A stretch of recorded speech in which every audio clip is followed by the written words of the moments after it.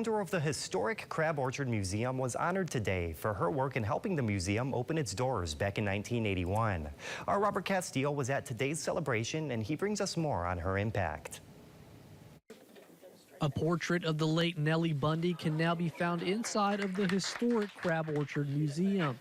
The museum features historic artifacts from different periods of time in Tazewell County. Bundy's painting was unveiled by friends who gathered to celebrate her and her dedication in helping to make sure the museum initially opened.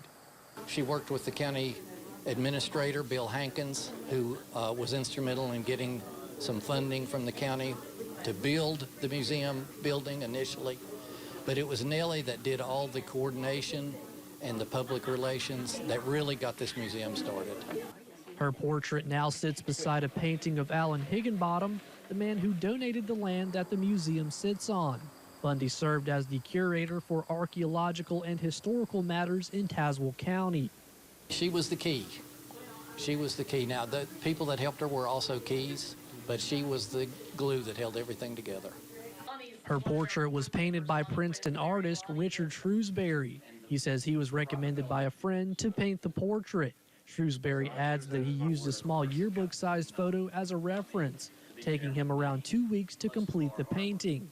He admits he doesn't typically do portrait-style art, and while there were obstacles, Shrewsbury says he made it happen in honor of Bundy.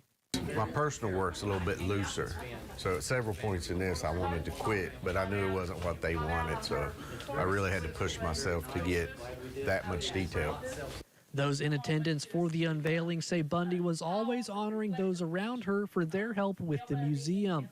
Now they're glad to be returning the favor in her memory. Here for you in Tazewell County, I'm Robert Castillo, WVVA News.